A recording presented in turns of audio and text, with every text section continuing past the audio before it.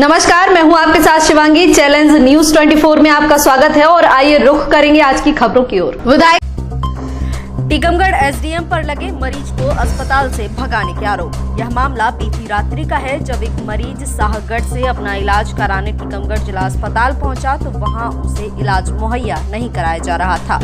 जब इस बारे में मरीज के परिजनों से बात की गई तो उनके द्वारा बताया गया कि जिला अस्पताल के डॉक्टर एवं टीकमगढ़ एसडीएम के द्वारा उसे कहा गया है कि उनके पास मरीज के लिए कोई व्यवस्था नहीं है। मरीज के परिजन स्वयं व्यवस्था करें और वहां से चले जाएं। मरीज के परिजन काफी समय तक अस्पताल परिसर में रोते बिलखते रहे। इसकी जानकारी लगते ही पत्रकारों द्वारा मध्य प्रदेश शासन के खनिज मंत्री विजेंद्र प्रताप सिंह से बात की गई, जिन्हें वर्तमान में कोरोना संबंधी जिम्मेदारी भी सौंपी गई है।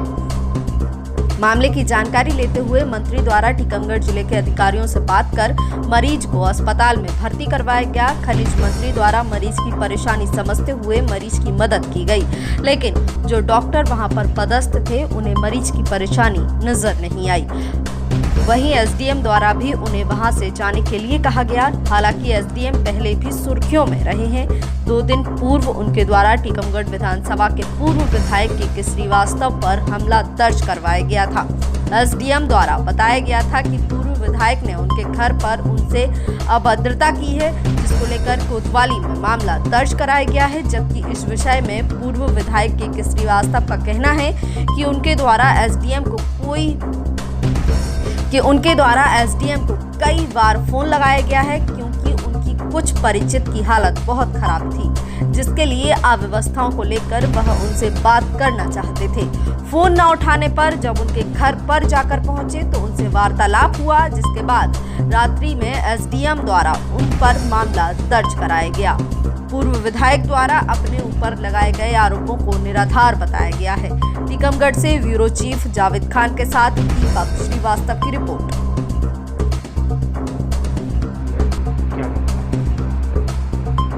अब मैं एक जनप्रतिनिधि हूँ, संक्रमण काल चल रहा है। स्वाभाविक रूप से कोरोना का संकट है। मरीजों को कहीं ऑक्सीजन की दिक्कत है, कहीं इंजेक्शन की कमी है, तो कहीं बेड की दिक्कत जा रही, कहीं टेस्टिंग की कमी जा रही। ये सारी प्रॉब्लम्स हैं। अब हम जनप्रतिनिधियों के पास स्वाभाविक रूप से लोगों के फ़ोन आते हैं। जनता से जुड़े होने के कारण कल 2-3 विषयों में, एक रावेंद्र सिंह जो हॉस्पिटलाइज थे, जिनको ऑक्सीजन की ज़रूरत थी, वेंटिलेटर की ज़रूरत थी, उनके विषय में मुझे एसडीएम से बात करनी थी।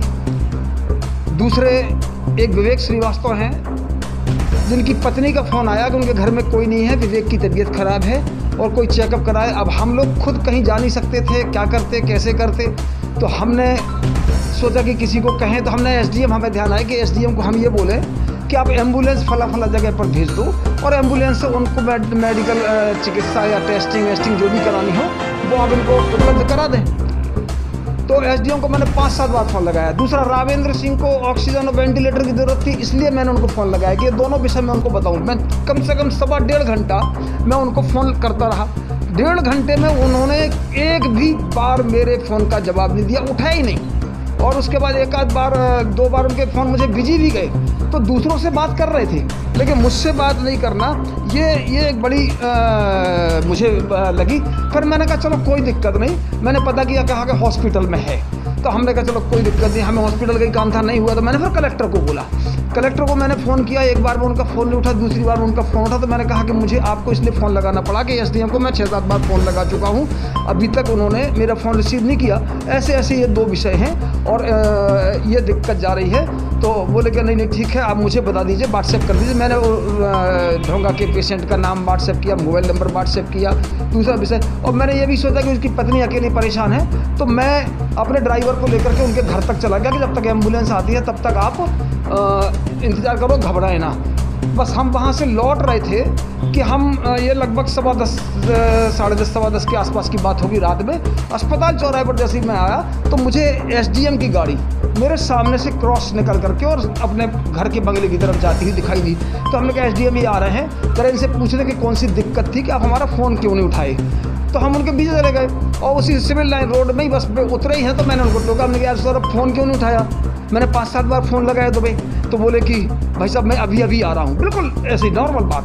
तो हमने कहा नहीं मैं देख रहा हूँ, आप अभी आए हैं, जब मैंने आपको देख लिया तभी मैं आपको टोकने आ गया, नहीं देखते तो मैं सीधा घर चला जाता, लेकिन आप दिख गए तो मैं पूछ लूँ तो फ़ोन क्यों नहीं उठाया। तो बोले कि अब मैं किस के फ़ोन उठाऊं, अब मैं इतना परेशान हूं। हमने कहा नहीं किस के नहीं फ़ोन, देखो आप एसडीएम वाली जिम्मेदारी में हो तो आपको फ़ोन उठाना ही है, सबके उठाना है। तो बोले नहीं मैं सबके फ़ोन उठा सकता हूं और आप मुझे धमकी देने आए हैं क्या। हमने कि नहीं अब कैसी बात कर रहे, धमकी देने क्या, मैं तुम्हें टोकने आया हूँ कि तुमने फ़ोन क्यों नहीं उठाया, मैं धमकी नहीं दे रहा हूँ। तो बोले नहीं आप, अब उन्होंने फिर अपना मोबाइल निकाला, अब मोबाइल निकाल के वो वीडियोग्राफी करने लगे कि माने मुझे उत्तेजित करते किसी मामले में और मैं कुछ ऐसा उल्टा सीधा बोलूं। तो उन्होंने कहा आप तो मेरा मर्डर करा दीजिए। अरे हमने कहा कैसी बातें कर रहे हो यार, तुम मर्डर कराने की बात कैसी बातें कर रहे हो। तो बोले कि नहीं आप मुझे एसडीएम हटवा दीजिए, मैं तो वही काम करूंगा जो मुझे कलेक्टर सौंपेंगे, प्रशासन सौंपेगा।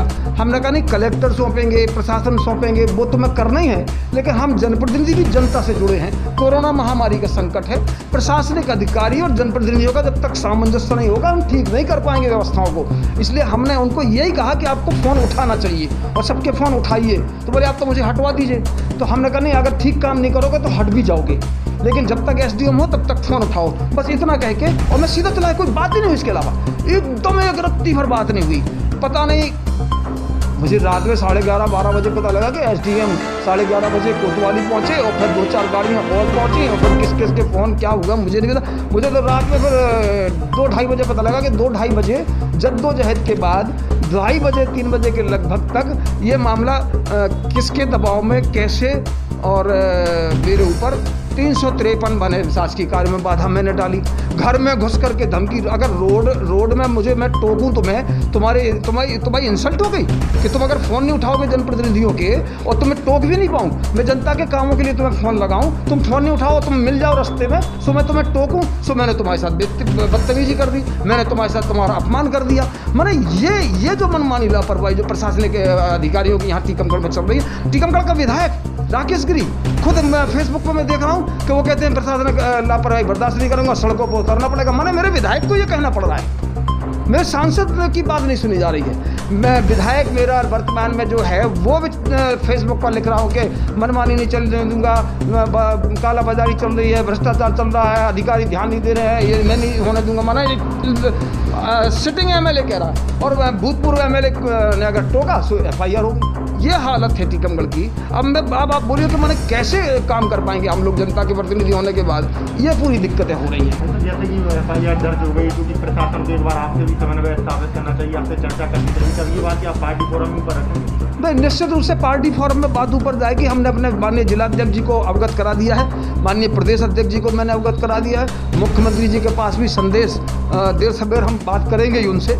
और अभी मुझे एक और लगा कि माने मैं जनता के बीच में सत्य ना रख पाऊँ। मैंने प्रेस कॉन्फ्रेंस बुलाने की बात की, प्रेस कॉन्फ्रेंस मैंने बुलाने की जब बात की तो मुझे फ़ोन आया कि प्रेस कॉन्फ्रेंस करेंगे और कुछ लोग फेसबुक पर डाल रहे हैं कि कोरोना के अंतर्गत कार्रवाई हो जाएगी, ये हो जाएगा, वो हो जाएगा, सर्किट हाउस लॉक कर दिया गया, सर्किट हाउस में घुसने नहीं देंगे। एसडीएम ने माने हम इतनी लापरवाही में हम सर्किट हाउस में जाकर के प्रेस कॉन्फ्रेंस नहीं करें और अब वहाँ जाएंगे तो जो लोग जाएंगे उन सबको गिरफ्तार कर लिया जाएगा कि लॉकडाउन चल रहा है। पर ये नहीं, मुझे लगता है कि शायद आप लोग बताएं कि आप लोगों के कितने फ़ोन सुनते हैं, आप लोग खुद इसके भुक्तभोगी होंगे ना। ये शिकायत जनरल है, फ़ोन नहीं उठाना। अरे भैया तुम परेशान हो, तुम पहाड़ नहीं पूरा संभाले हो, केवल तुम ही नहीं सब कुछ संभाले हो कि तुम ही अकेले काम कर रहे हो, पूरे डॉक्टर्स की टीम काम कर रही है। और कई बार हमें भी लगता है, मैं कई बार सिविल सर्जन को अमित चौधरी को फ़ोन करता हूँ, अजीत जैन को फ़ोन करता हूँ, मैं सिद्धार्थ रावत को फ़ोन करता हूँ, दूसरे डॉक्टर्स को फ़ोन करता हूँ, तो 1-2 घंटे बाद उनका भी फ़ोन नहीं उठता, लेकिन लौट करके फ़ोन आ जाता है तो तसल्ली हो जाती है। वो कहते भाई साहब मैं फला मैं बिजी था। कोई मैं पागल थोड़ी हूँ, अगर तुम मुझे आधा घंटे बाद 1 घंटे बाद लौट करके मुझे रिप्लाई कर दो तो मैं कम से कम सामने वाले को समझा पाऊँ कि थोड़ी देर में ये बात हो जाएगी। लेकिन तुम मैंने लिफ्ट ही नहीं मारो। दमोह चुनाव में था, वहाँ से मैंने बात किया, तब भी मैंने ये पूरा विषय मैं समझता हूँ कि ये ठीक नहीं है कुल मिला करके। कहाँ से आप आए, क्या समस्या हो रही है? सागर से आए और